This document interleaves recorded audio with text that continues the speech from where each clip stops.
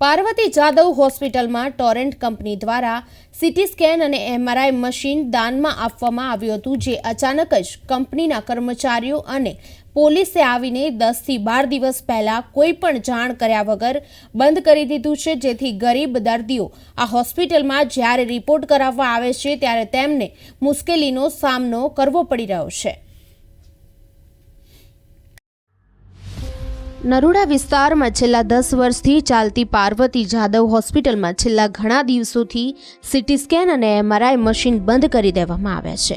Torrent company દ્વારા દાનમાં આપેલ બંને મશીનો 25 નવેમ્બરના દિવસે ટોરેન્ટ કંપનીના કર્મચારીઓ અને તેમની સાથે પોલીસ આવીને અચાનક જ દર્દીની ચાલુ સારવારે આ બંને મશીનો બંધ કરી દેવામાં આવ્યા છે। ત્યારથી ટોરેન્ટ કંપની અને પોલીસને પૂછવામાં આવી રહ્યું છે કે શા માટે દાનમાં આપેલ મશીન બંધ કરવામાં આવ્યા છે। પાર્વતી જાદવ હોસ્પિટલની અંદર ટોરેન્ટ કંપની દ્વારા CSR ફંડમાંથી 2017-18ની અંદર એટલે કે આજથી 5 વર્ષ પહેલાં આ બંને મશીનો દાનમાં આપવામાં આવેલા અને ત્યારથી આ બંને મશીનો મારફતે આ રૂરલ એરિયામાં કામદાર એરિયાની અંદર આ ટ્રસ્ટ જે હતું બંને મશીનોના માધ્યમથી નોમિનલ ચાર્જની અંદર લોકોની એટલે કે દર્દીઓની સેવા સુવિધા પૂરી પાડતા હતા।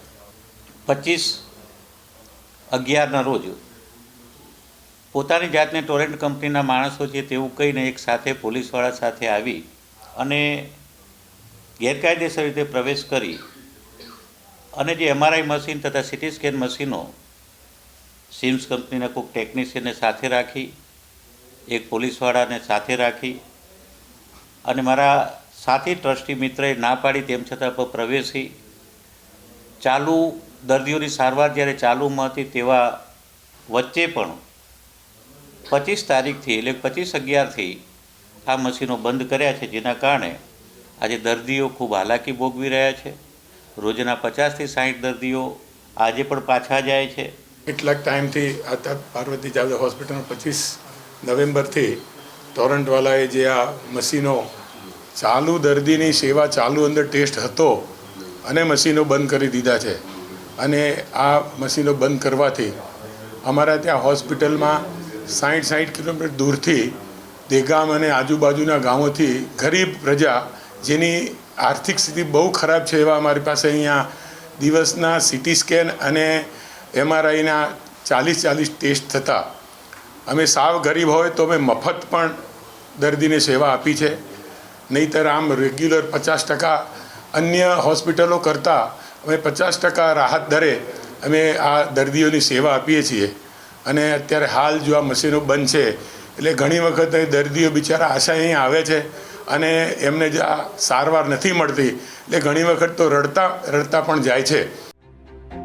પ્રાઇવેટ હોસ્પિટલો કરતા રાહત દરે સીટી સ્કેન અને એમઆરઆઈના રિપોર્ટ કરી આપવામાં આવે છે, તેમજ અમુક એવા ગરીબ દર્દીઓને ફ્રીમાં પણ રિપોર્ટ કાઢી આપવામાં આવે છે। કંપનીના માલિકની જાણ બહાર જ તેને બંધ કરી દેવાયું હોવાનું હોસ્પિટલના ટ્રસ્ટીઓને લાગી રહ્યું છે। છેલ્લા 10 થી 15 દિવસથી મશીન બંધ હોવાથી દર્દીઓને પણ ખૂબ જ હાલાકીનો સામનો કરવો પડી રહ્યો છે। મારા બાને કાલે એડમિટ કરેલા હતા, તો હાલમાં જે છે ને હેરાન થવું પડી રહ્યું છે, કેમ કે MRI અને સીટી સ્કેન અહીંયા બંધ છે અને મારા બા જેવા બીજા ઘણા બધા પેશન્ટ છે જેમને હેરાની થઈ રહી છે। આમ તો ધક્કા ખાઈએ છીએ, ખાસા ટાઈમથી ધક્કા ખાઈ રહ્યા છે અહીંયા। આગળ પણ હમણાં આવેલા હતા લાસ્ટ વીક, ત્યારે પણ એ જ હતું ઇસ્યુ। હાલમાં પણ બંધ જ છે હજુ। પ્રાઇવેટમાં શું છે કે ઓલમોસ્ટ ડબલ કોસ્ટ છે ને અહીંયા રાહત દરે છે કંઈક જેમ કે બહાર જેમ કે કોસ્ટ છે 5000 જેટલો અને અહીંયા જે વસ્તુ થઈ રહી છે 1500 સુધીમાં।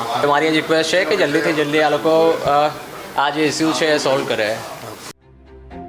ગરીબ દર્દીઓ અહીંયા આવે છે ત્યારે તેમને ખબર પડે છે કે મશીન બંધ કરી દેવાયું છે, ત્યારે તેમણે વિલા મોઢે અન્ય હોસ્પિટલોમાં મોંઘા ખર્ચે રિપોર્ટ કરાવવા માટે મજબૂર બનવું પડે છે।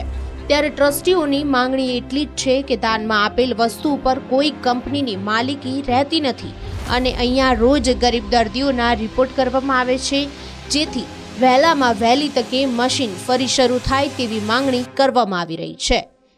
કેમેરા પર્સન શ્રેયસ વસાવા સાથે કિંજલ બોરીસા, પ્રવેગ ન્યૂઝ, અમદાવાદ।